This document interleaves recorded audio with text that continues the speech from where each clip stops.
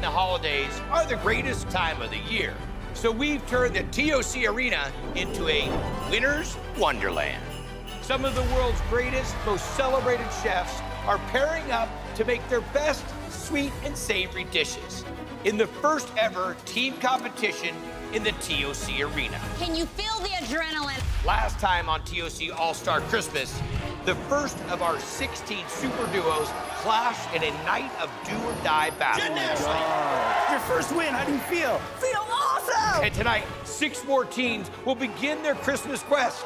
First, TOC 4 champs, Mei Lin and Nini Win, We're just gonna dominate. take on Adam Sobel and Christian Petroni. Where's that cocoa, baby?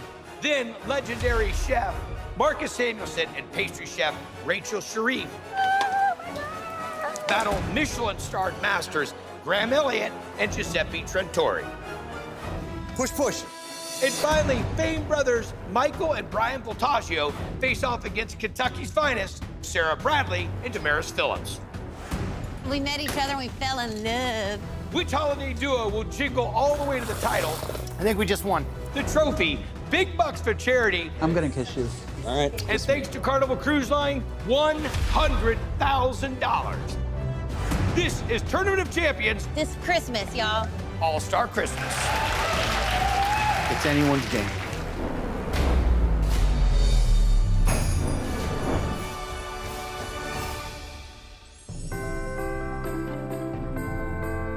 Are you ready to meet the Christmas contenders for the first battle of the night? That's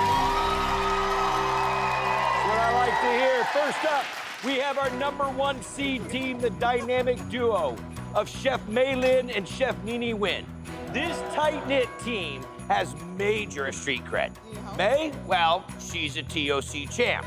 And Nini is also a big competition winner with an impressive sweet and savory skill set. Not only have we cooked together before, we're very familiar with each other in the kitchen. We also have like the same mind. Coming here with the champ is exciting. Like, I have the best date to this whole thing, but it's also nerve-wracking because I want to make sure I bring it. She's cooking the savory, and I'm cooking the desserts. I wouldn't be here with anybody else. Yeah. They're facing off against Chef Adam Sobel and Chef Christian Petroni. Both chefs have won battles here at TOC Arena, but have never reached the finals, which explains their #4 seed status. Christian and I have a lot in common. We have a lot of heritage, family growing up in the Bronx. We've always been dear friends. He's very well versed in the pastry side. We complement each other really, really well, and we could be a force to be reckoned with. I mean, I've known Adam for a really long time, and I know his skill set. He's worked for a lot of amazing chefs. He is very technique-driven. I'm kind of scared of them. I've never met Christian, but I've been a fan. You know May. I know May. You? But you know May. Yeah. And what I know that we both know, that I'm sure everybody knows, May's a beast. If I had to pick someone to cook my last meal, that might be one of the chefs to do so. They're ready for you. Let's do it. Ready? Let's do it. Let's go, baby. Are you ready to see them jingle bell rock this arena? Let's light it up! Chef Adam Sobel has guided the cuisines of over 50 acclaimed restaurants, helping earn them James Beard Awards and multiple Michelin stars. With zero competition experience, he stepped into the TOC4 arena and made it all the way to the quarterfinals.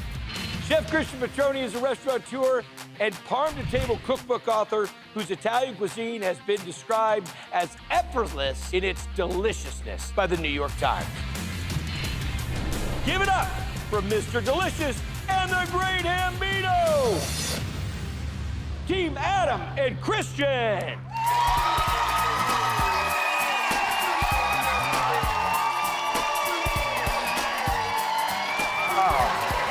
Tokyo.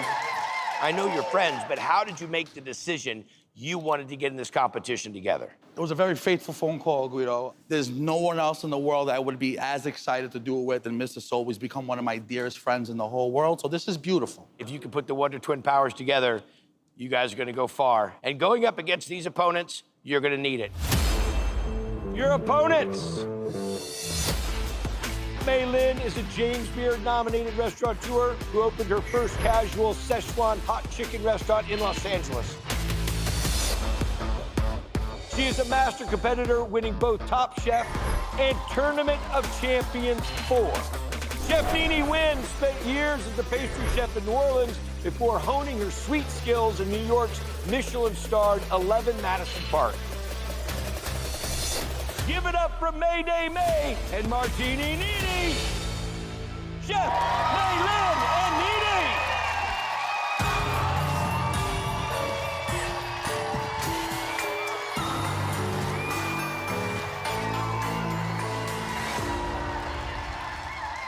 That's some spooky music. That was very spooky music. You made the decision to bring Nene on your team. Why? We think a lot of the same, so we're just gonna use our ESP and work like that. Chefs, to the randomizer. Let's do this. All right, let's go, guys.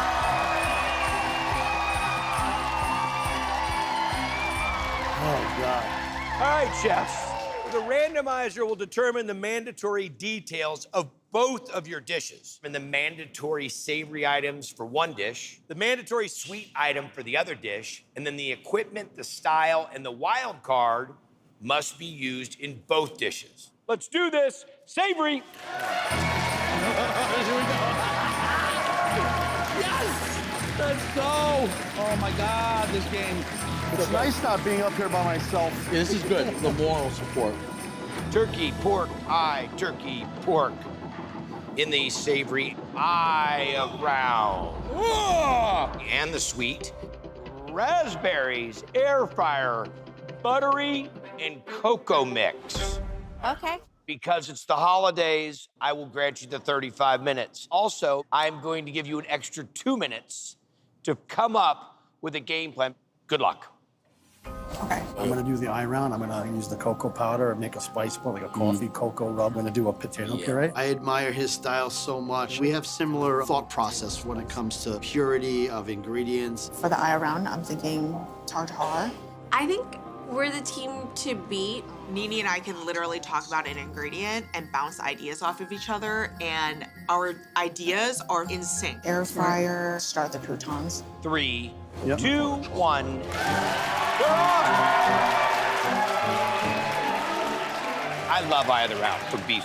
It's very lean, it's very firm, sliced thin, it's really good, or low and slow and braised. Raspberries, I'm a raspberry junkie. You know, it's that sweet tart flavor I like. Plays well with chocolate. What's an air fryer? Everybody's so excited about them. What they really are is a small convection oven that circulates warm air. So you can crisp things really quick. Buttery. This can play into buttery crust, buttery sauces, buttery potatoes, you name it, they'll know how to master butter. And then hot cocoa. This getting employed in dessert, no problem. This getting employed into the use of the meat. They're gonna have to be very judicious about the way they use it. When you have a plan, fill me in. I'm doing a coffee cocoa spiced eye of round for savory. It's gonna be pan roasted in ultra brown butter. And then I'm gonna do the potatoes in the air fryer, like a double potato garnish. We didn't want eye rounds. I didn't want eye round. Time is the issue. If anyone could do something with that eye round, it's my brother Adam. I always end up getting hammered on Christmas. Yeah. If you're going out to a family dinner during the holiday season, this was kind of a steakhouse dish that you would get. Christian, you got the cocoa, Bubba? Right here, babe. Thank you. When was the first time we met? I think we met in New York years ago. We really spent a lot of time together. The first year I did TOC. Felt like I knew you for 30 years. Yeah, so. you know when someone's meant to be your friend. Yeah. It's like, you know when you meet somebody and it's just easy. I admire his style so much, and like, I've seen Christian's desserts. I just love what he makes. Chef, what's in there? So I got raspberries in here right now for the sweet dish in the hopes of like sort of charring them. Sure. I'm making a olive oil polenta cake. That's where I'm gonna incorporate the cocoa, brown butter as well. With the raspberries that are currently in the air fryer, that's gonna go into either granita or sorbet. Sorbet with 26 minutes, okay. What we've put together really speaks to holiday. This is rich and buttery and roasty And then you got decadence with the polenta cake. When I picture my mother's like holiday table with good holiday linen, and you've sort of had this huge meal, and then in the middle, just picturing that like polenta cake like on a platter with a doily. I went maple. A little powdered sugar over the top. I can picture it, I can Or hot see cocoa powder. In this case, hot cocoa powder. Chef, did cocoa go in yet? Yep, cocoa's in here. It's gonna transform from regular butter To brown butter? to brown butter. Now, to help us better understand the sweet and savory moves made by our teams, I'm joined by my own holiday helpers. That's right, Michelin recommended chef in charge of an elf group, the one and only wild card, Justin Warner. And the TOC3 champ and wicked Boston restaurateur, the one and only Chef Tiffany Faison. Justin and Tiffany will be closely observing the creation of our dishes so they can faithfully present them to the judges during the blind tasting. Chef May, what's the plan? I'm gonna do a tartare. What? Woo! Tartare. How do we make buttery tartare, Chef? Well, we're gonna grate some butter on top. I'm Here. also gonna make brioche croutons. Okay. So buttery. I love where we're going. May is great because she's won everything. She's not really used to losing. As a person who does lose, I'm really thankful to be here with her. She is smart, she is a fierce competitor, and she's my best friend, so I kind of won. So sweet. She took the time to really first thinly slice it, and she's got to get that cut right. When the judges look at this, they will know the difference between this being thrown in a food processor. Taking the time to cut this by hand, as labor-intensive and time-consuming as it is a must. So I started in pastry, but I'm most known for Vietnamese cuisine. You know, some people forget that I have some pastry skills. I will be making a dessert. Chef Nini, Yes. what's on the menu? Hot chocolate Napoleon with raspberries. I'm gonna make some pastry cream. I'm gonna try to bake these. And into the air fryer. Do you use air fryers a lot? At home, yes. Have you air fried puff pastry before? No, but the whole thing about puff pastry is you need it to be hot. Yeah. And air fryers can make it hot and crispy. Let's hope it does that. Desserts are very difficult to make in a short amount of time because a lot of times you have to like heat things up, cool things down, change the temperature in 35 minutes. Like every single step matters. This is not the time to like experiment on a new thing. Right behind you guys, sorry. Sobel, what do you got going over here? I'm doing a super brown butter potato puree. Aya Round is gonna sit on top. Okay. Potato is a huge contributor to the holiday table. Mashed potatoes probably my favorite. I know. Yeah. The holidays are really important and special. Christian, can you open up those air fryers for me? Gotcha, babe. My dad's side of the family, we celebrated Hanukkah. My mom's side, Christmas. Very traditional Italian, very traditional Jewish. 4-minute timer? 3 minute? 2 minute? I don't know. Just a heads up, I'm gonna put it for 2. You come look at it. Never done this before. All right, I like that. I'm gonna pour the liquid nitrogen sort of right into the food processor. This is not something I've done before. Maybe I freeze up the motor, maybe I don't.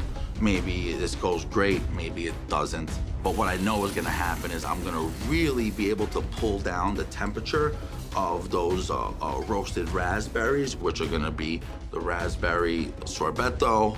I'm just gonna have to get a picture of this. And he looks at the camera. May is making a brown butter chili cocoa aioli. Chili and chocolate, such a genius combination. We hate hot cocoa mix. It's full of sugar. So I need some heat. We don't want our savory dish to be sweet. The holidays are like a time to like for you to show off. And so To your family. Yeah. Show up to your family like, Yeah. this is what I've been doing with my life. How you feeling, May? I feel good. I feel good. Pastry cream. Cornstarch, Chef? Yes, cornstarch, cocoa. The hot cocoa mix is gonna be my sugar substitute for my pastry cream. I think we're the team to beat because May's the expansion of my brain. Because I'm like, oh my God, like, I know that. Like, why didn't I think of that? All of our holiday dishes will be judged by a panel of culinary greats. They just don't know what the chefs are cooking or who's even competing. No, not because they've had too much eggnog, which could be the case, but tonight is because they're sequestered in their trailers because this is a blind tasting. The savory dish and the sweet dish are each worth a maximum of 50 points based on taste, use of the randomizer, and presentation. The team with the highest combined score for both dishes will move on to the quarterfinals, and the eliminated team will have a blue Christmas. Chef Maylin, we got a game plan? So we're doing buttery croutons. We're gonna cook these croutons in the air fryer, melting down the ghee right now. And it just tastes like unctuous butter. Got it. Nini and I have known each other for almost a decade, and we've traveled together, we've eaten together. We understand each other in a way that I don't think the other teams do. We're just gonna dominate. Nini, can I go into one of these ovens? Not yet. I like to consider myself as May's sister that she never wanted. Oh, that's not true. I could not imagine you with the sister. I'd kill her. Yeah. So I put the croutons into the air fryer, and then I work on a raspberry glaze. Is that raspberry jam, Chef? It is. Raspberries are on the randomizer. And I really want to showcase like what I can make with it. Okay. Do you have the croutons? Yes. Oh, they are burnt. You have more? Both the ciabatta and the brioche got burnt. That's her buttery component to the steak tartare. It's also going to give a lot of texture to the steak tartare that it would not otherwise have. Really critical. It's not good. Chefs, we have 10 minutes left in the competition. How did that air fryer work for you on the puff pastry? A little too good. It's crucial that we have a component that's cooked from the air fryer. Can't serve these burnt croutons, so we have to make them again. How you doing, sweet love? I'm rolling like a freight train. Got some Robichaud potatoes going? Something like that. Ask. Yes. There's a big difference between the team version of TOC and the singular battle mode that you need to be in mentally. When you have a partner, it removes a lot of stress from the situation. Chris, taste these. And it's the holidays. Some people get stressed out during the holidays, but not us. Cool as a cucumber. Delicious. I'm gonna knock out a quick whipped cream. Vanilla make it in there as well? Yep, Great. vanilla paste. Chris, I hear a timer. Yes, thank you. I pull my cakes out of the oven, boom goes the dynamite, my friend. Beautiful. They're buttery, they're crispy on the outside. This man created a miracle. Teams, 5 minutes to go. It's time to plate up. A little dollop of the super brown whipped potato. I proceed to slice the perfectly cooked beef. It goes on top of the potato. That's my boy. That's my boy. When I plate, I want them to be cold because I know I'm gonna be putting the sorbet in there with the brown butter cake. Is this gonna die? How's that work? They can hold the whole thing frozen, or you put it separate. I realize I can't add the sorbet to the dish because by the time it gets to the judges, even if they judge us first, they're judging the savory before the sweet. Where's that cocoa, baby? And I don't want a polenta cake sitting in a puddle of raspberry coulis. I'm gonna put them on the side, and this is meant to be eaten together. 2.5 minutes, 2.5. Okay, taffy and croutons done. And they're looking really, really great. I have butter if you want a zest. Thank you. My favorite part about this time of year is really just to enjoy food with your loved ones. I lay out a mound of the tartare and I dust with a little bit more cocoa powder as well as shaving of Parmesan cheese and butter because the theme is buttery. Hello. 40 seconds. I put on layers of pastry cream. I'm topping it with those beautiful fresh raspberries and adding my raspberry glaze with a powder of hot cocoa mix. I know that we killed it. We literally have every single thing from the randomizer on this plate, and I think that it comes through and through. 3, 2, 1. Yeah, baby.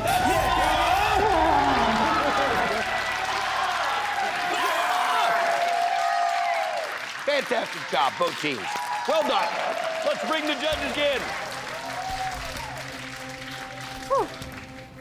I feel like if anybody's in pastry, they will appreciate how much work I put into that dish. Yeah. I mean, I burnt her croutons, but it's okay. We came back. We came back. I've walked off this stage thinking I clearly won. You never know. I'm proud of what you did. Thank You you. did a lot of work, man. That was a lot of work in 35 minutes. Oof. Damn. Our TOC judges have been patiently waiting in their trailers for their big moment. Let's meet them. First, we have the celebrated chef and New York Times bestselling author who has opened multiple Michelin star restaurants, the one and only Chef Curtis Stone. Oh my God. Curtis? I'm nervous. Next up, we have the two-time James Beard Award winner named Best Pastry Chef by Bon Appetit, the one and only Chef Gail Gann. Oh, wow. Oh my God, she's gonna judge my dessert. She's incredible. She's a great pastry chef. I want to give her a prettier plate. And next, the James Beard Award-winning restaurateur who received a coveted 3-star review for the New York Times, Chef Scott Conant. Oh, wow. Scotty Bones. Boy. As you know, the randomizer is a Scrooge of Christmas. In the savory category, they had to work with the eye of round. In sweet, they had raspberries. In the equipment for both dishes, air fryer. For style, buttery. And the wild card ingredient is hot cocoa mix. Here to present the first dish is the one and only TOC3 champ herself, Chef Tiffany Faison. Let's go, Tiff. Come on, Tiffany. Judges, I present to you your savory dish. This is tartare of buttery eye round with hot cocoa powder and emulsified brown butter. Bread was basted with cocoa butter infused ghee and then air fried to create little croutons, not to be outdone by the tartare. Santas, we have left for you the hot cocoa Napoleon with raspberries. The puff pastry was, you guessed it, air fried until GBD, then layered with hot cocoa and butter pastry cream. The fresh raspberries were treated to a raspberry glaze and finished with a dusting of hot cocoa powder. 35 minutes. Remember, 35 minutes. Overall, all the ingredients favored a sweet dish more than a savory dish. So that being said, I think that the chef who made this tartare really kind of wove a lot of different ingredients inside that tartare in order to make it work. And I think in a lot of ways, this does work pretty well. It's actually craveable. Let's go. The flavor is really good. There's a nice crunch through it as well. It really changes the whole mouthfeel. Because when you eat a tartare, it's raw beef and the eye of round. It's a very lean cut of beef. Works really nicely. I would never have chosen it, but hey, you learn something every day. It's a strange plate of food, but it's quite delicious. Okay, I'll take it. We'll take that. I'll take it. Clever use of the beef. It was a great way to cope with the time constraint, but that heat is blowing my palate a bit. That's what we needed. We needed one of those comments. Yeah, I know. Sorry, May. At least one. But overall, it was an interesting dish. I'm not sure I tasted the hot cocoa enough. There was so much in the aioli, though, but you can't taste it. Moving on to the dessert. Things to love about it are the puff pastry, of course, very buttery, and then that creaminess of the chocolate pastry cream. It all works very nicely. I feel like the puff pastry didn't get cooked all the way through. I agree, the puff pastry is undercooked. Yes. That being said, the pastry cream itself is wonderful. The usage of the raspberries is delicious. I really like the hot cocoa powder, kind of acts as that foil, kind of like a powdered sugar would. It's delicious, of course. Okay. Worst things have been said. We're gonna be all right. Yeah, I feel good. Thank you, judges. Your scorecards are in front of you. You are going to be scoring both dishes, 50 points available. 25 points will be in taste, 20 points will be in the use of the randomizer, and 5 points for plating. I'm sorry the pastry wasn't as crispy. I wanted to stand it up, but I felt like if I'm gonna have a mille-feuille, I have to have 3 layers. I feel like we've got a good shot at this. No, dude, I'm feeling good.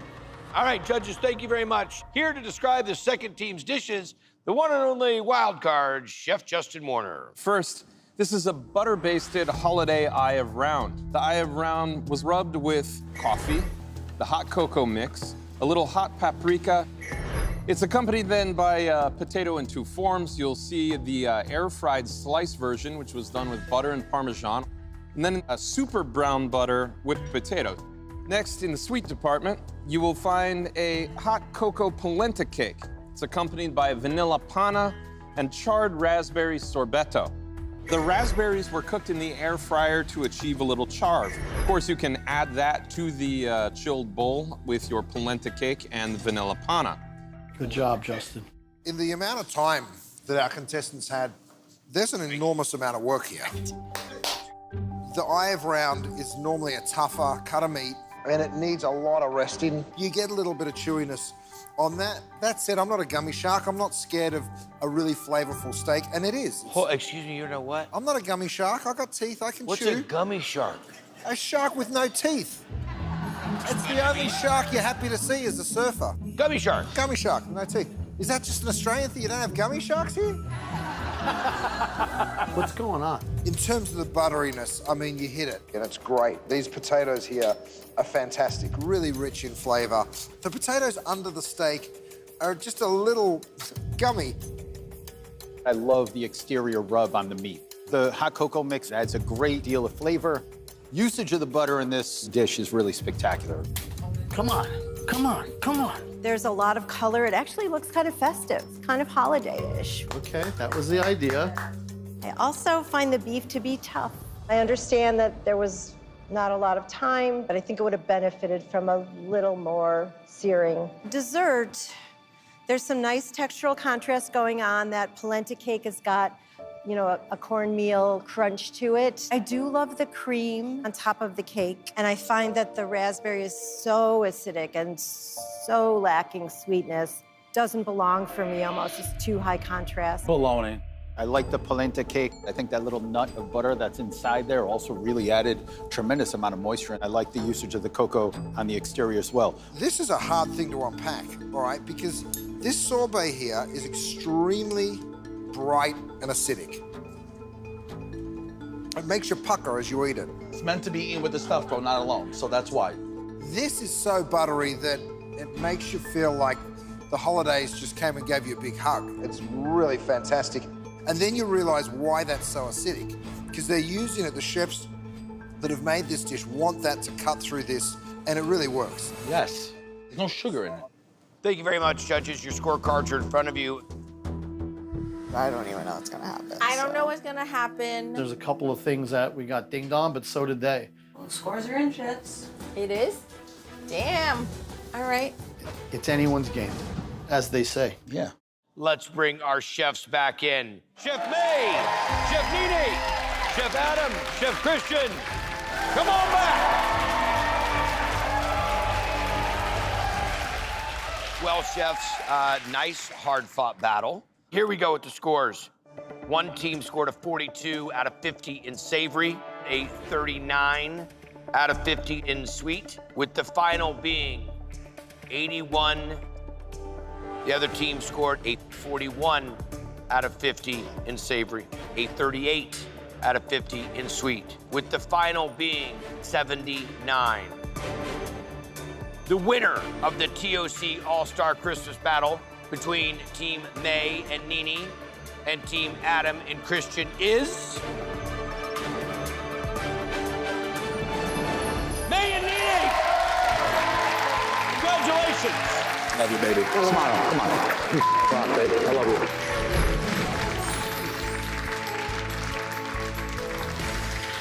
Sorry to see you go home, but I hope you have great holidays. Thank you for being here. Love you. Love you, bro. Love you, bro. Love you, bro. We love you!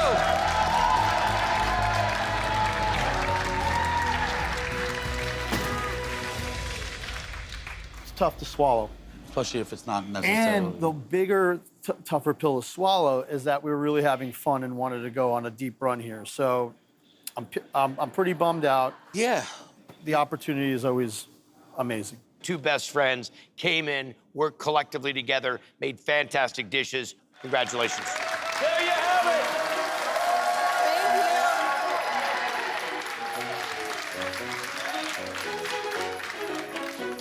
I did. We did it, guys. How was that? It was, I liked it was it. great. Fun, right? It was great. Can we always have teams? I think it's nice. I think we communicated enough. Not a lot of talking. It was just a lot of. Oh, when you guys We were were in just your... like ESP going on, like. We Just, divide and conquer. Are you ready for the next two teams? Let's do this. We have our number 2 seed team, internationally recognized restaurateur, the one and only Chef Marcus Samuelson, and his executive pastry chef, Rachel Sharif. Rachel is definitely our secret weapon. She has the energy. I've been working with Chef Marcus for a little over 4 months now. When you find someone that is talented and committed, I'm like, you're coming. I can't wait for me and Rachel to come up with great flavors together. Marcus is a culinary icon, and Rachel's pastry skills have earned her a devoted following. They're hoping their time spent creating restaurant dishes will make them a winning combo in the TOC arena. I feel like if Chef needs something from me that's a bit more pastry forward, I can help him out with that. And if I need help with like flavor combinations, then that's all that Chef Marcus is about. The number 3 seed team features a pair of acclaimed high-end chefs, the one and only Graham Elliott and Giuseppe Trentori. We worked together at Trotters back in the late 90s, early 2000s. Marcus, remember when he came and spent a few days with us? He did. Marcus is so nice and a good dude, but when we've seen him in the kitchen, it's like kicking people out of the way and just chopping and grabbing your pan. So, like, he's coming in on fire. Graham is one of the most respected chefs and judges in the competition world, but Giuseppe has never competed in his life. They are hoping their decade-long friendship will be the deciding factor in this round. The idea is for Giuseppe to focus on the pastry. I'm rocking on savory, but the fact that we know each other, being able to jump by, taste each other's stuff, get an idea of how to plate, and then kind of go back to our worlds and focus, so. It'll be the longest 35 minutes ever. It'll be the shortest 35 minutes ever. Don't fool yourself. I know Giuseppe and I know Graham. Talk about legend. I kind of like how I don't have too much knowledge of anybody. Yes. Rachel's skill, if she focuses on pastry, we're gonna do very well. Ready? Let's go. Let's do it. All right, chefs, they're ready for you. Let's go. Let's go. We got this. Let's go. Are you ready to see these chefs fired up tonight? Let's light this up! Graham Elliott is a 3-time James Beard nominee whose namesake Chicago restaurant received 2 Michelin stars. He has been a judge on both MasterChef and Top Chef and competed on Iron Chef America and Top Chef Masters. Chef Giuseppe Trentori has earned 3 James Beard nominations and as an executive chef of Boca, earned a Michelin star 4 years in a row. Giuseppe has been Graham's friend for 2 decades, but this is his first time ever competing on television. Give it up for Grand Slam and GT. Team Graham and Giuseppe.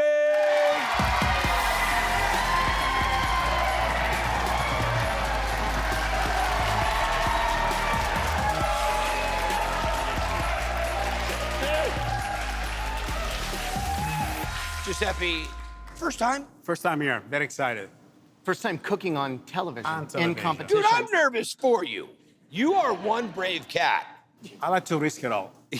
Buddy, you are. You are. Gentlemen, good luck. Let's meet their opponents.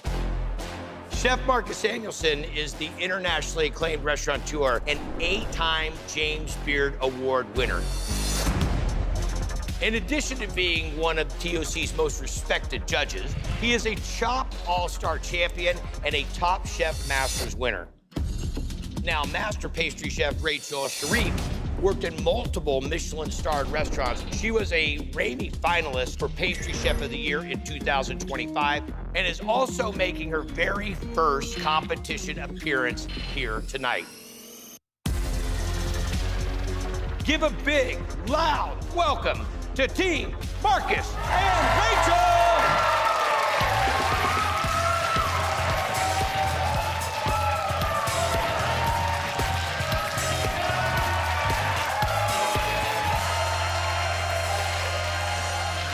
Probably have one of the biggest reputations. You finally come and compete, which I cannot thank you enough. Thank you. This for you to be the one that is picked out of all the chefs that would die to come work with him.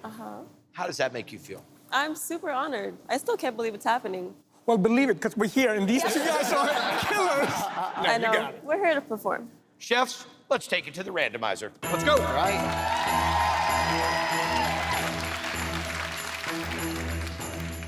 As you know, the randomizer will determine the mandatory details of both of your dishes. The mandatory savory item for one dish and the mandatory sweet item for the other dish, and the equipment, the style, and the wild card, which is going to apply to both dishes. Here we go, going for savory.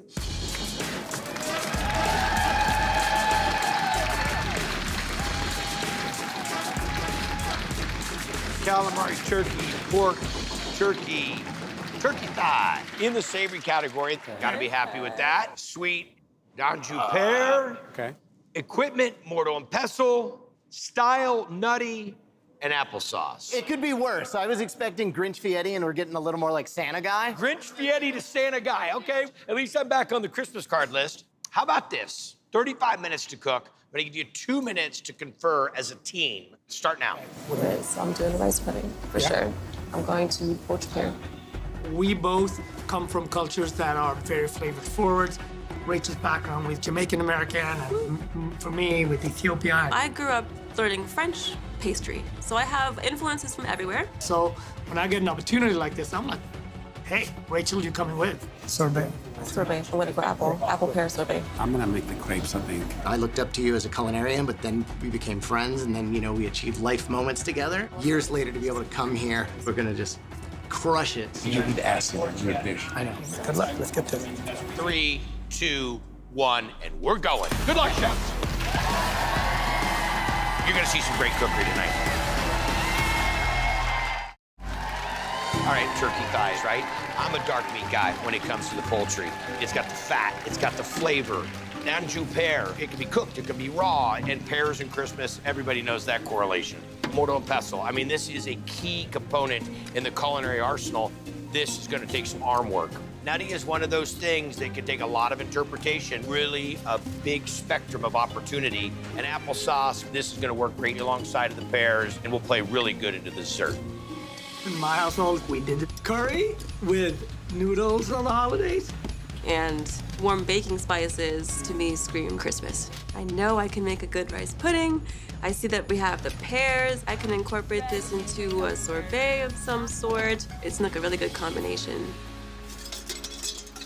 Chef Marcus on the grind. Yes, hustling on the grind. I do savory, so once I knew it was turkey and nutty, let's do something with curry and apples in the curry would really work because it has a sweetener to it. You see the morto and pesto? We have 3 over there. How are we making the curry nutty? Tons of nuts. I love morto and pesto. I use it a lot. You can get layers of both fat and texture. The holidays are different. I know the joy when the next day comes to my family. It's like ripping that turkey meat off and putting into stews. And I was really channeling my family memories of this. And that's something I wanted to share. I'm trying not to stand here too fanboyish watching Marcus, but I am fanboying. Hi, how you feeling? Hi, good. First time. Welcome to the madness. Welcome to the family. Thank you very much. Awesome. What's the plan, Chef? I'm doing sweet, which is pears. So I'm gonna go rice pudding. Okay. Press some pears in a spice mixture for a sorbet. Okay. So we'll see how this goes. Rice pudding isn't holiday forward. Oh, for me, it's super holiday. It's for you. Yeah, it's Not sweet for and me. the fun. That's how different it is. Yeah. Like holiday, it depends on where you're from. But Yep. I'm very familiar with the use of the warm baking spices such as cinnamon, clove, cardamom, allspice, and star anise. My aunt was dining in one of Chef Marcus's restaurants in New York City, and my aunt was like, oh my goodness, my niece is a pastry chef. And so I got a phone call. I was like, there's no way that like the Chef Marcus Samuelson is calling me right now. As a young person, all you need is a shot, and Rachel has a talent. So thank you. I like this combo. Chef, welcome to the dance floor. Hi, how are you? Perfect, and you? Oh, lovely. Pear was for sweets, so I think I'm gonna make crepes. Okay. I grew up in a very poor family, and holiday for us, my mom is like, I have eggs, flour, a little mascarpone. She'll try to make crepes. So the crepes dish for me, my twist of what my mom used to make during the holidays. Giuseppe, how you doing? Do you really want to know? I'm gonna do savory. And, you know, turkey thighs are great. It's kind of like a chicken on steroids. Not a lot that you can do with those parts in such a short amount of time. So you need to apply the right cooking process to it. Talk to me, chef. What's on the menu? Going with turkey schnitzel. We're gonna pound it thin. We're gonna add walnuts to the crust for the nutty flavor. And then the applesauce, I will do the veal jus reduction with some sage and then whip that into it. Oh, I love that. Something that'll be nice, right? It's kind of holiday flavor, nothing too loco.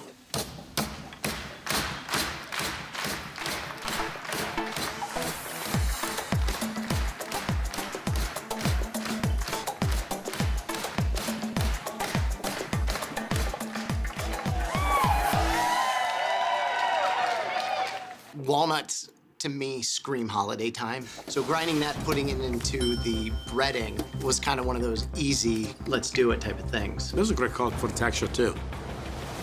Giuseppe, 6 minutes left. Oh, shut up. That's not funny. No, Fred, let's go, come on. Push, push. That really is not funny. Okay, fry station is set. Christmas time of 1998. That's when I first met Giuseppe, so. We met at Charlie Trotter, we worked there, and we're still friends till this day. Yeah, and as we all know, in a restaurant, 1 year, it's like a dog year. So I've known you for about 100 years. Marcus Samuelson, we've known each other for years. We have a similar pedigree. We've both judged for a long time. To throw all that to the side and get back in the kitchen, and then to have our culinary partners' first-time television competition, you've never seen a better, more equal matchup. I love challenge, and this is like one of the biggest challenge. To win this competition. Woo! Come on, y'all! All right, teams, 20 minutes. What's next, chef? I'm gonna make mascarpone cream. It's rich, luxurious, but like watermelon with a pear. I was thinking about the flavor, and the anjou pear is very delicate. So I use them inside the crepes and raw on top. Around holidays and Christmas and, you know, Thanksgiving, you need that vegetable greenery component. So I grab some Brussels sprouts. Applesauce in the jus? Yeah, so applesauce, veal jus, ginger, some sage. And also, the applesauce was very tart. Yeah. Which it was perfect for like savory and sweet. That's why I just warm it up with a little lemon juice and pumpkin spice. Delicious. What's the plan with this, chef? Make like a version of dragée. Well, what's a dragée then? It's a freaking nuts with sugar, caramelized sugar. Oh, okay, just sounds fancier. What sort of nut? Hazelnut? And then kind of smash them in there so the sugar go with the nuts together. Give a little nutty flavor and texture to this dish. I incorporate the applesauce into my pear juice spice mixture to give it body and to also help stabilize, prevent that like icy consistency. Applesauce, it's shelf stable, so the stabilizers that she needs for a sorbet are already in the applesauce. Good. I didn't think about that. Wild smart. I didn't think about that. Feeling good, chef? I feel good, man. We're having fun, me and Rachel. It's good. There's probably 2 billion people in the world eating curry on holidays that just might not live in America. I was not born here, and I want to share how we look at the holidays. The holidays in my household is like maybe we drank too much on the night before. You have a little bit of a hangover. You are gathering, making this dish together. It's fun. And curry with noodles is a great hangover cure. Teams, 10 minutes, 10 to go. How are we looking on this dessert over here? Dessert looks like the mise en place is ready to go. I think this is a smart play in that it's pretty shelf stable. So what we're seeing is Chef Giuseppe moving back to help Chef Graham be a second set of hands. For the sauce, you want to put them on the side? Yeah, to have someone not only taking care of pastry, but to be able to jump in and help. It's not Giuseppe and Graham, it's like Graham Seppe. You know you love that one, that was good. That was good. Come on, come on. Turkey's done, hash is done, you got that? I'm gonna get plates. As a judge, you have to compete. You got to be able to sit on both sides of this. And this is fun. The holidays, I'm here with Rachel. I'm going to enjoy every second of it. Last minute, I decided to get the nutty component done. Pecans impart an amazing nutty flavor when you toast them. How much do we have left, Rachel? I'm just going to candy these nuts, then we have to plate. 3 minutes, 3 to go. So put like apple puree on the bottom of the plates. Slice the crepes, put 1 piece on each puree. I put some julienne pear on top, dust it with the hazelnut. The crepe itself is almost like the Christmas present wrapping, and then you have the actual gift inside. What's in there? What is it? Oh, mascarpone! And you get it, and it's like double present. So I was psyched about that. First thing down is the hash with the Brussels sprout, the chestnut, the pear, little pancetta. Then the buttermilk fried turkey.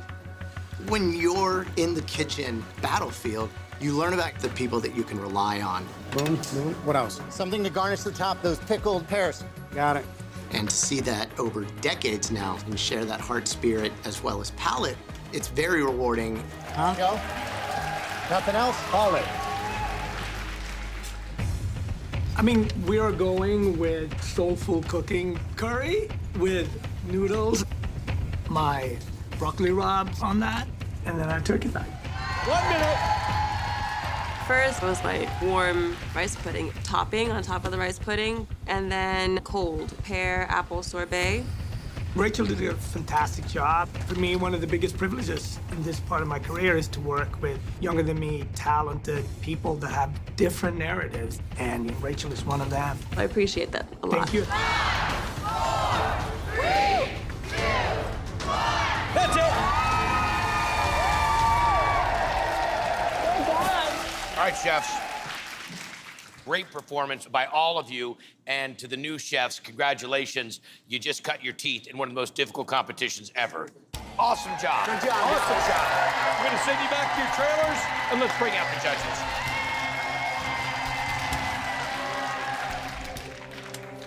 Yeah, great job.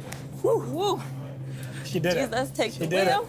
Cooking together for so long, it's like an extension of each other. You know, same mind, same palate, but the biggest is the same heart and soul and what we do. So you can almost just be blindfolded like a dance partner and be able to do, you got that, you do, okay, how we looking? I think we both brought flavor in a short amount of time. Right? You feel No, good? absolutely. Yeah, I feel good. I mean, I have no idea what they did. I don't but know. it I doesn't saw really some matter. plates and I was like, Yeah. woo. Yeah. All right, let's welcome back our judges. Chef Curtis Stone, Chef Gail Gann, and Chef Scott Connor. Curtis is a great guy. Curtis is amazing. He's traveled, been all over the world. He understands flavor from all over. I grew up watching Gail. That's so crazy. Dang, I worked with Gail back at True when I was 21 years old. Scott doesn't know it that I'm here, but I mean, Scott is one of my best friends in the world. Well, judges, the randomizer served up turkey thigh, Danjou pear, mortar and pestle had to be the piece of equipment, style, nutty, and the wild card ingredient, again in both dishes, was applesauce. Justin?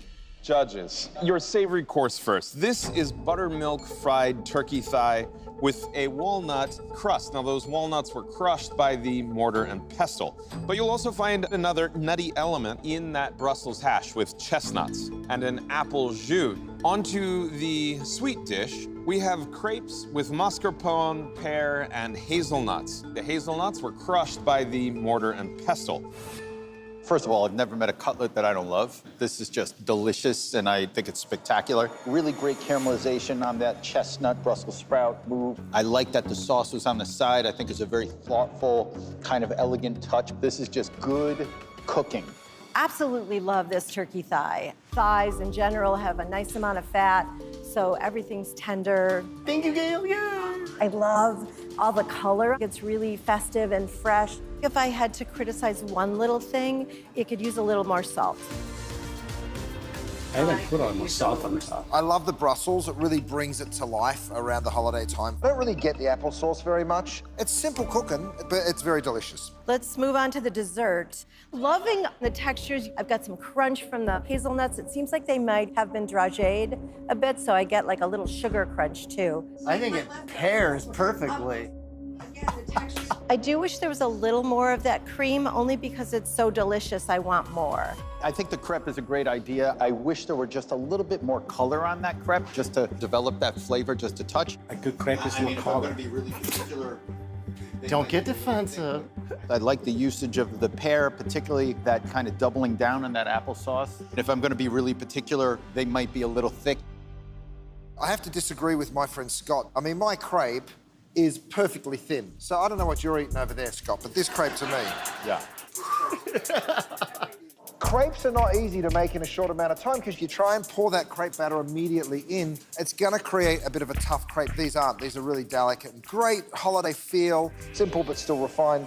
Impressed. Awesome. Thank you very much, judges. 2 scorecards in front of you. We're going to be scoring the savory and the sweet individually. 50 points available for each dish. 25 points are going to go to taste, 20 points for the use of the randomizer, and 5 points for plating. Couldn't have gone better. Like, again, for me. If they get the deliciousness, we have a very high chance. Yeah. If they don't get that, I have faith that we're strong in flavors. All right, champ, give us the rundown on the second team's dish. Judges, you have your morning after nutty curry. The ground turkey was treated to a mortar and pestle roasted peanuts, made into a curry and enhanced with a cauliflower and applesauce puree. The curry was then adored with crispy turkey. So on the sweet side, we have spiced rice pudding. The mortar and pestle was used to ground a spice mix to marinate the d'Anjou pears. The applesauce was also used as a stabilizer for the sorbet. Pecans found themselves into the mortar and pestle. For the noodle dish, I just love that I keep getting more and more flavors and more textures, too. Oh, okay. Tastes nutty. Very happy with this dish. I have a little of a conundrum here.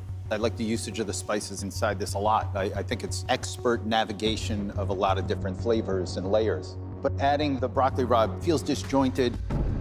I'm not loving that idea that I'm eating leftovers, quite frankly. I actually thought Scott would love that kind of Southeast Asian take. Yeah, that's all right. Can I have your leftovers? Is that what that means? Gaily. Point Gale. Now,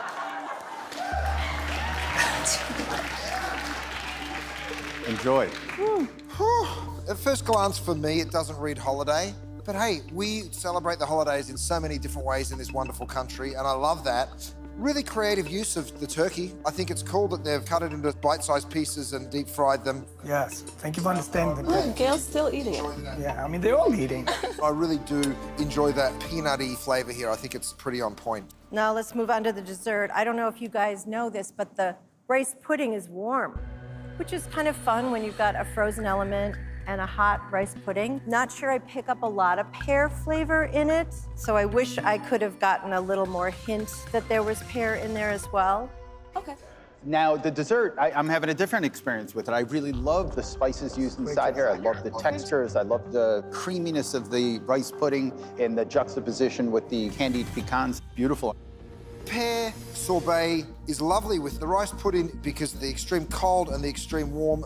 Those two things sort of melt together and it's wonderful. The caramelized pecans give a real holiday feel. It's a very interesting combination. I never would have made a sorbet. I would have diced up some pears and put it on top. We're just gonna leave it up to them. Yeah, you did That's a all great we job. can do. So proud. Great job, You did a Chef. great job. I think that it was a really even judging, and that we did our best and we achieved what we wanted. We had a great time. Exactly. Judging cards are in front of you. I was a little bit shocked that Scott didn't enjoy it. I stand by your dish. Oh, of course. All right, chefs, well, the scores are in. Ready for you. So, let's see what happens. It's time to bring the chefs back in. Are you ready? Let's bring in Chef Marcus, Chef Rachel, Chef Graham, Chef Giuseppe. Really high scores. One team scores 43 out of 50. In savory, 44 out of 50. In sweet, for a score of 87, the other team scores a 42 out of 50. In savory, 42 out of 50. In sweet, with the final being 84. And just so you know, thus far in the tournament, these scores are the highest combined scores of any round of competition. Well done. So, in the battle between Chef Marcus and Chef Rachel versus Chef Graham and Chef Giuseppe, the winner is... Graham and Giuseppe! Good job. Thank you. You two cooked your butts off. That was a dish that would win on any given Sunday. And today, I'm sorry that it's not your time, but what an honor. What an honor. Thank you.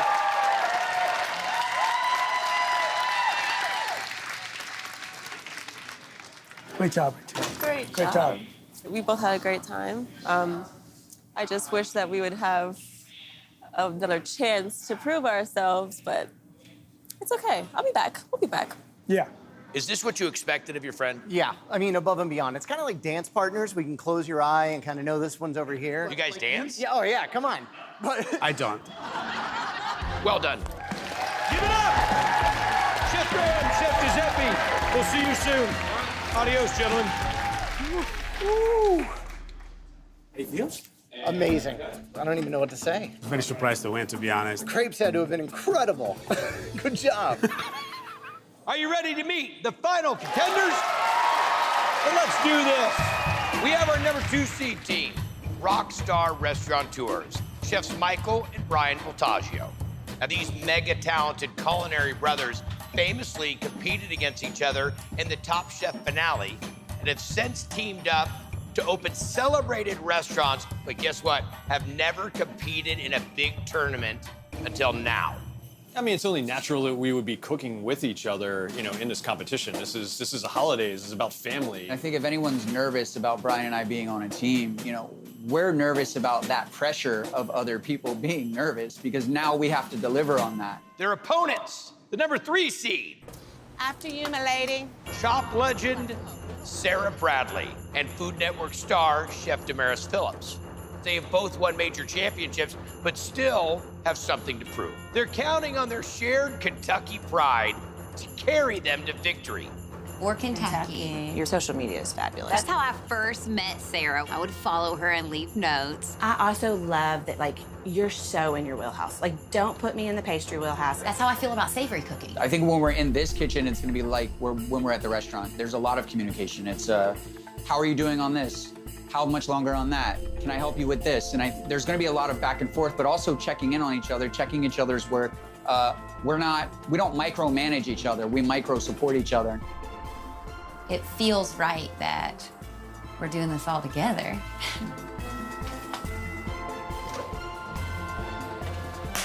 That was a good one. Let's go.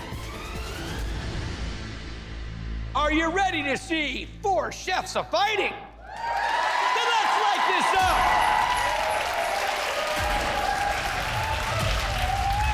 Sarah Bradley worked in Michelin-starred restaurants in New York and Chicago before returning to Kentucky to open her own James Beard-nominated restaurant, Freight House.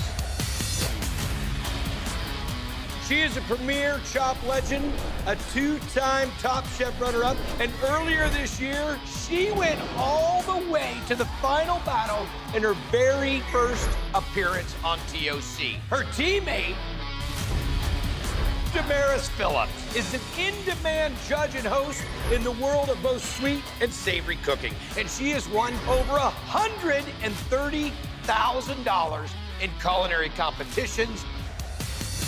Give a big Kentucky holler for the Duchess of Paducah and the Mouth of the South, Team Sarah and Damaris.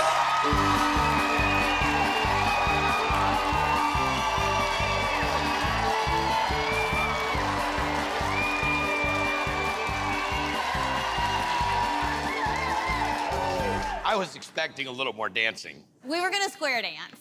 Well, let's get serious because your opponents are every bit serious.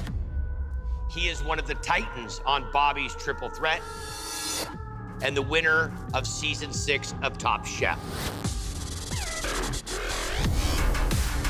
Chef Michael Voltaggio earned a Michelin star and James Beard Award nods as an executive chef. Chef Brian Voltaggio is a 2-time James Beard nominee who has opened over a dozen restaurants. He is a 3-time Top Chef finalist. Give it up for our number 2 seed, Chefs Brian and Michael Voltaggio.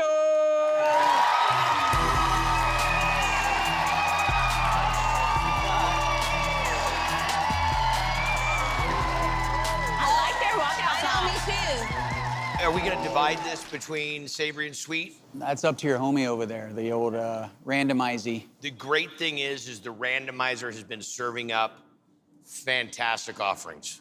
So, without further ado, the Queens of Kentucky and the Voltaggio brothers, let's take it to the randomizer. On this way.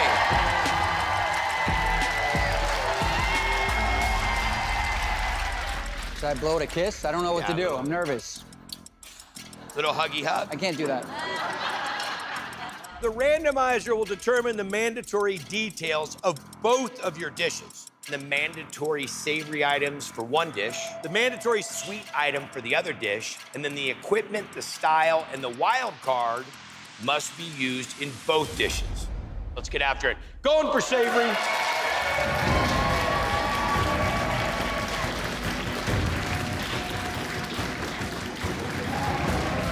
Here it goes. He really gets those going, y'all. He whoops them around there. In the savory category, pork, calamari, ling, pork tenderloin. In sweet, pomegranate, see? Spiralizer, creamy, and candied citron. Yeah, bro. We can do this. I'm gonna give you 35 minutes. But I'm gonna give you 2 minutes to confer with one another before I start the clock. Okay.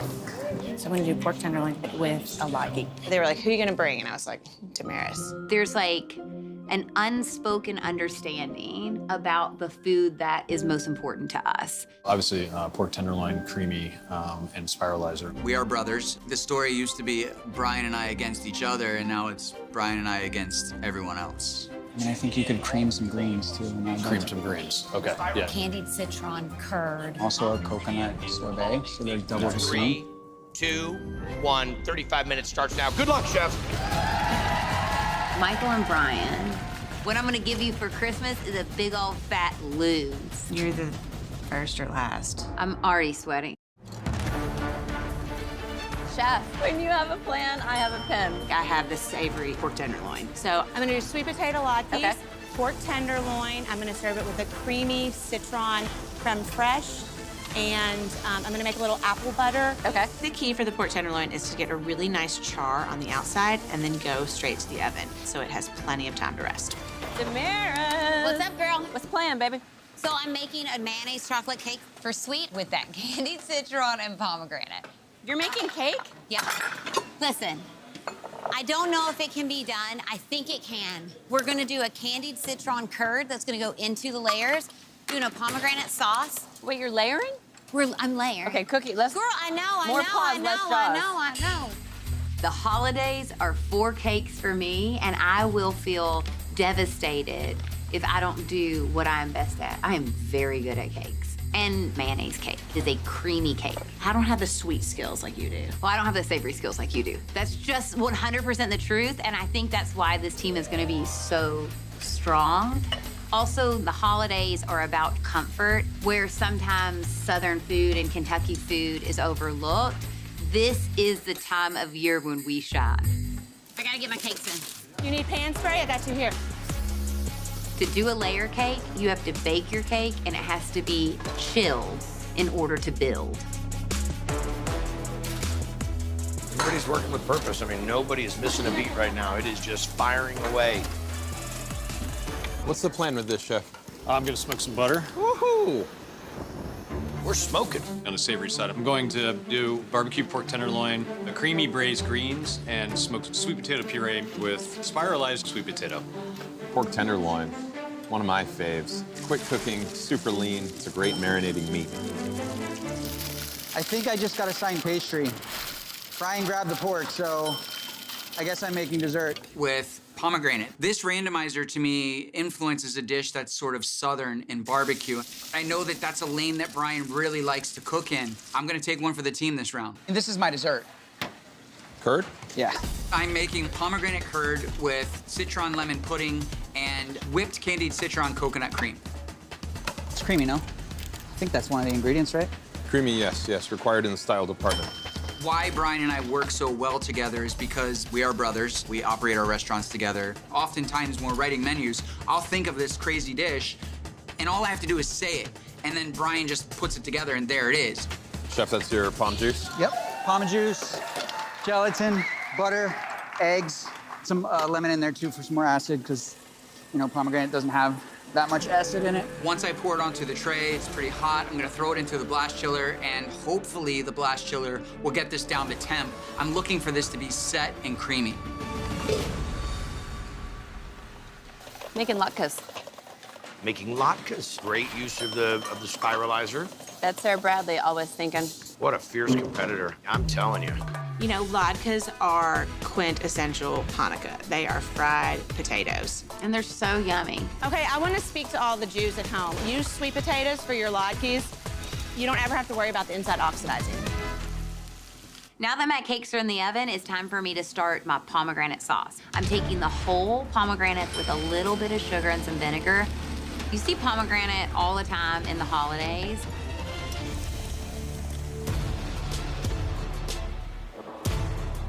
What's the plan with the trim? I'm going to build a sauce with that. I want to make sure I'm using the pork tenderloin in 2 different ways. I'm using the pork fat, the roast that, to actually start the sauce, to reinforce the pork flavor into the dish. When we started opening our restaurants, we started taking a few holidays off because we were in charge. Now, when we do have the opportunity to stay home and cook with our family, we're doing that together. But I will say that sibling rivalry that you all love, it happens when we're at home in the kitchen cooking together. That part does happen. The citron is the fruit. It's kind of the granddaddy that created all other citruses. Almost no juice inside. The pulp is dry. To actually eat it, you would candy the rind. Sweetening my coconut with candied citron, coconut cream. People that make foams and fail in competition they don't make foams. They just get these ideas in their head, like, today's the day I'm gonna make foam. I've spent a lot of time formulating recipes so that I never find myself in that situation. Let's see this coconut cream, a creamy element, be hit with the nitrous. Now that's been stabilized with a little bit of gelatin. I think providing it's cool enough, that should set up pretty nice. You're doing a beautiful job. Thank you so much. You really are killing it, Sarah. And she's making apple butter.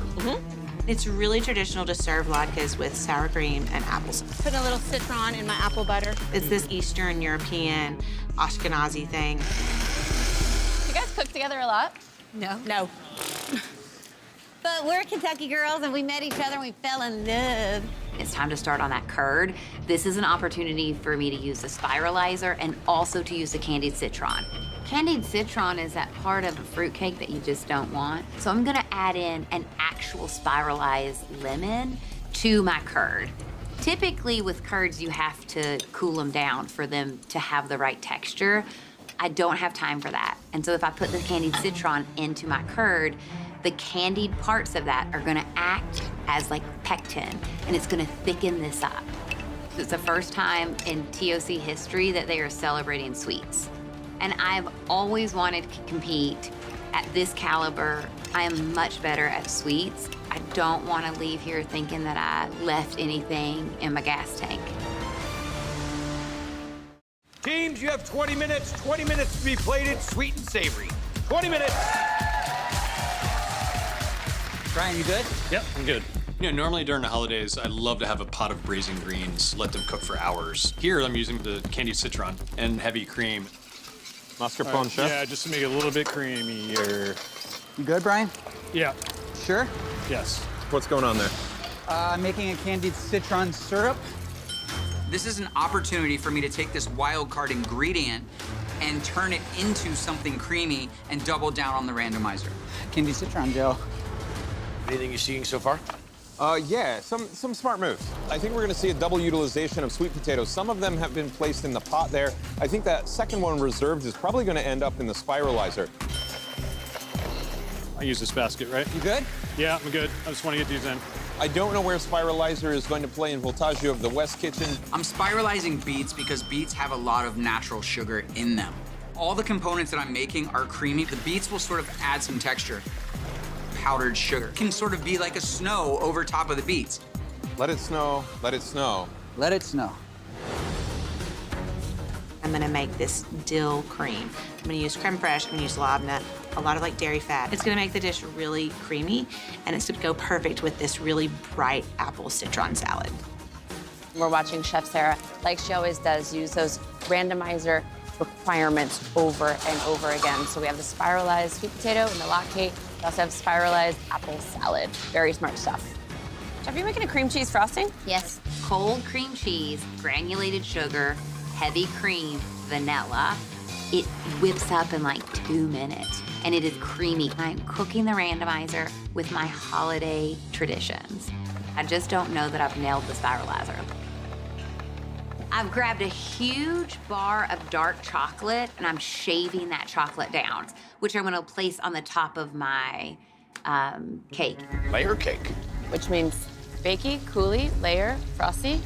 Putting together, cutting, serving. At this point, I don't know if the cakes are gonna cool in time, and if they don't, I guess I'm gonna have to pivot, but I just don't want to. Anytime you put a cake in the oven, you have literally all of your eggs in one basket. Your final 5 minutes, 5 minutes to go. I'm just gonna get off this hot sheet tray. Okay.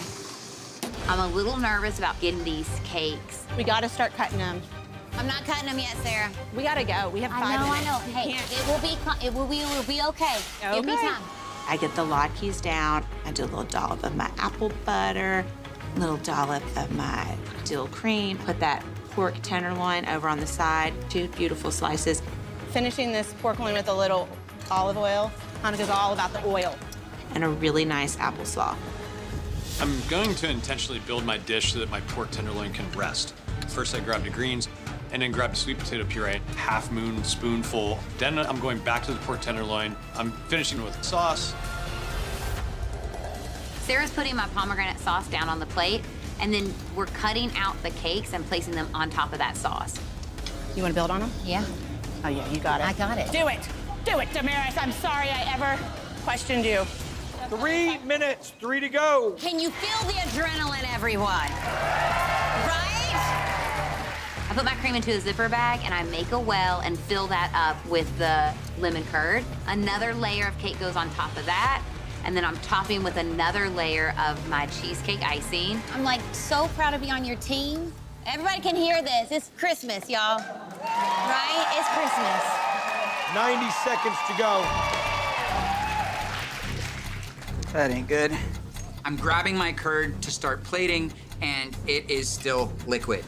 In this moment, I feel like not only am I letting my teammate down, I'm letting my literal brother down right now. I'm gonna have to make some real tough decisions. First, I put down the citron puree. Next, I am grabbing my curd, which is at 25% set. The only thing I can think of is place my dishes into a pan and pour liquid nitrogen all over it and let the nitrogen be the freezer to finish my dish. And then I'm aerating this coconut cream so that the judge can crack through and get all the different layers. 15 seconds. Put the beets on top? Yep. Win or lose, do or die, it's gonna come down to whether or not this thing sets up before it lands in front of the judge. I am praying for a holiday miracle. 4, 3, 2, 1. Stop working.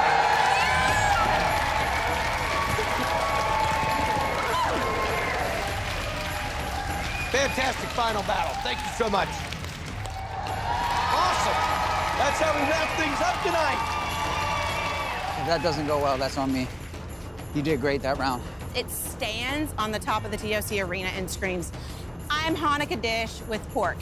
That's what I was going for. Really? That's such, I love that you're like, it screams I'm Hanukkah with pork. With pork. I mean, that's and that dairy. Kentucky humor right there. All right, ladies and gentlemen, for one final visit, let's welcome back our judges, Chef Curtis Stone, Chef Gail Gann, Gail's won James Beard Awards for pastry. I mean, Gail's a legend. and Chef Scott Conant. If Scott says bad things about my food, I'm gonna be heartbroken. He's very smart when it comes to judging food. The final battle of the evening really turned out to be a doozy. The randomizer served up some pork tenderloin, pomegranate. Both dishes had to utilize the spiralizer. The style was creamy in the savory and the sweet. And then the wild card ingredient, yes, a little candied citron. Chef Tiffany, please describe the first team's dish. I think it's about time we lit the menorah. We have in pork tenderloin with latkes. The spiralizer was used to create our sweet potato latkes. With the latkes, you have 2 creamy sauces. The first is a 5-spice and candied citron apple butter. The second is a creamy, fresh dill sauce. Finally, you have a spiralized apple and herb salad with candied citron vinaigrette. May I point your direction towards the creamy dark chocolate mayo cake. The mayonnaise was used to create a creamier texture. On top of the cake and in the middle, you will notice a creamy cheese frosting.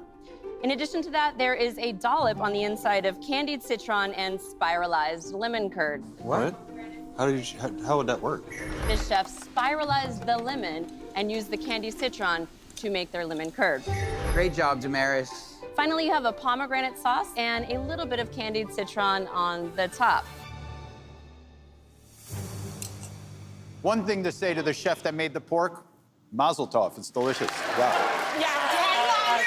Get it, girl. That is my man, Scott. I wish every Seder meal was like this. I like the brightness, acidic, beautiful flavor, texture of that candied apple salad. The apple butter is delicious. I love the usage of this candied citron inside there. I love the creamy aspects with that dill sauce as well.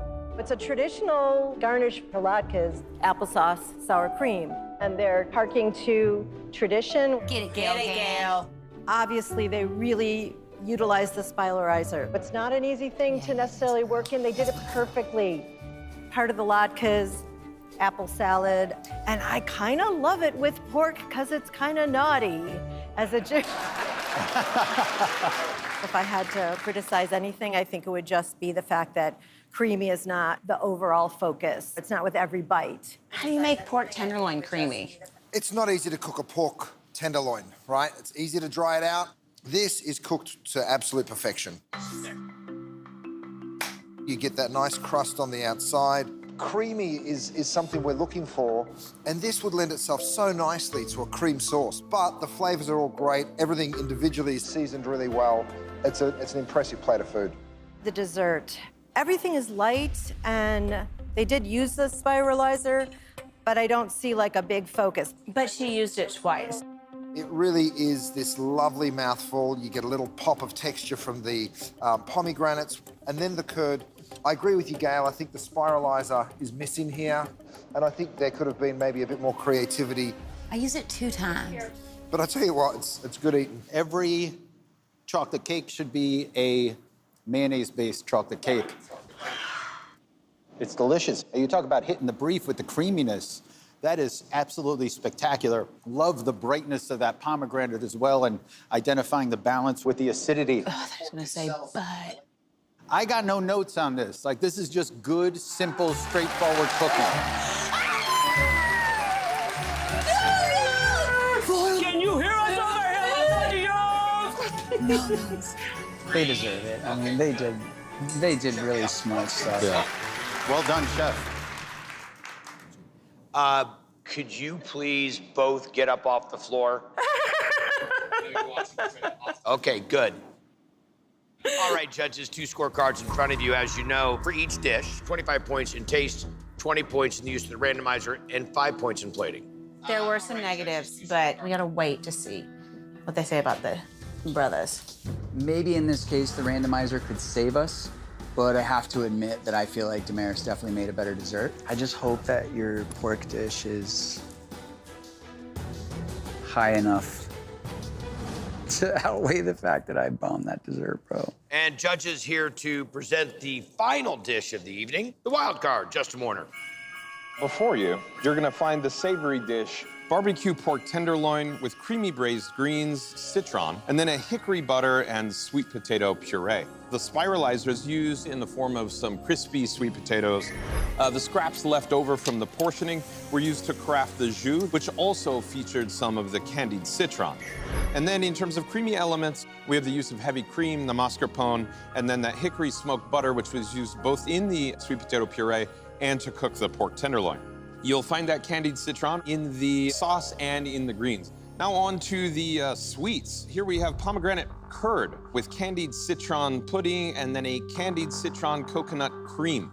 This is all crowned with spiralized sugared beets. In terms of creamy components, you have the curd and then the coconut cream. That candied citron you're gonna find in a syrup on the bottom of the plate and then also in the coconut cream. This pork tenderloin is cooked just as well as the last team cooked their pork tenderloin. As well. Yours is the standard. It's flawless, beautifully seasoned as well. The puree is silky smooth. It has a really lovely creamy sauce. It has a lovely unctuous mouthfeel. I really love that first pork dish, and I equally love this pork dish as well. That sauce is adding a lot to the pork. It's also adding a lot to that Swiss chard mixture as well, and the sweet potato. Okay, Scott. This pork dish is gorgeous. It is prepared so well, and it's such a sophisticated dish. Right. I'm gonna kiss you. All right, kiss me. I think that sweet potato puree is ethereal. And I love the contrast with the spiralized sweet potato, so you see it in two forms. I do find the sauce oversalted. Oh. Moving on to the dessert, very creative. You've got to get that temperature correct. I poured liquid nitrogen on it, and I prayed. Beets give a lovely earthiness. Boo. From a textural perspective, it's nicely frozen, kind of like a semi-Fredo texture to a certain extent. Really good flavor. This is good cooking. They didn't bake anything. Huh. Good cooking. And it's great to see around the holiday time. What do you want to experience around the holidays? Tell me the tradition that they've got from coconut, beet. Girl, I lemon. cannot. No, I kind of love the different creamy textures and flavors and the acid you're picking up from the pomegranate as well. Not enough focus on the citron. Could have used a little texture, and that could have been the place to grab that. Judges, thank you very much. The scorecards for the final judging tonight. You know what cake I make every single Christmas? Chocolate mayo cake. It is one of my family's favorite cakes. I can't even believe now that it escaped me to not make a jus. I know that the creaminess was brought through in the components that I added to the dish. This was close. I think it's gonna be close. The holidays is about hugging your people and cooking together, and that's what we did. Get on that. All right, let's go check it out. Woo! All right, chefs, the scores are in. All right, let's go.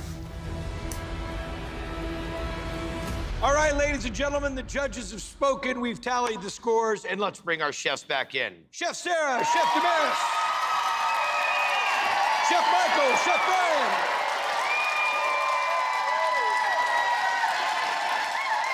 We have a 2-point difference.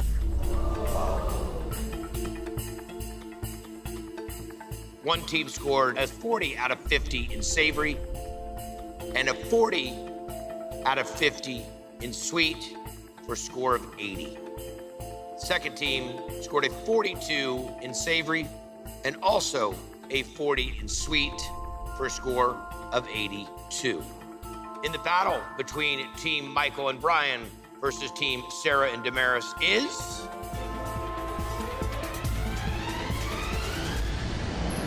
Chef Michael and Brian. Congratulations, y'all. Good job. We'll get them next time, y'all. We'll get them next time. You guys worked your butts off. I think that it was a very valiant effort, and I don't look at this as a loss as much as I think they take a win. Yeah. Ladies and gentlemen, give it up for the Queens of Kentucky.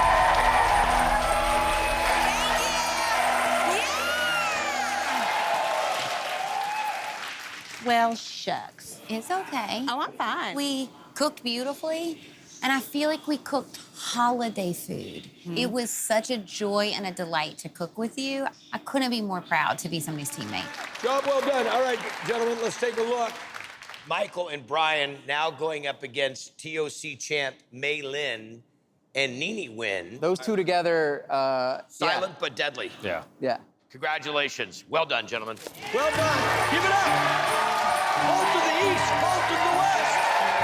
Michael and Brian Bocasio.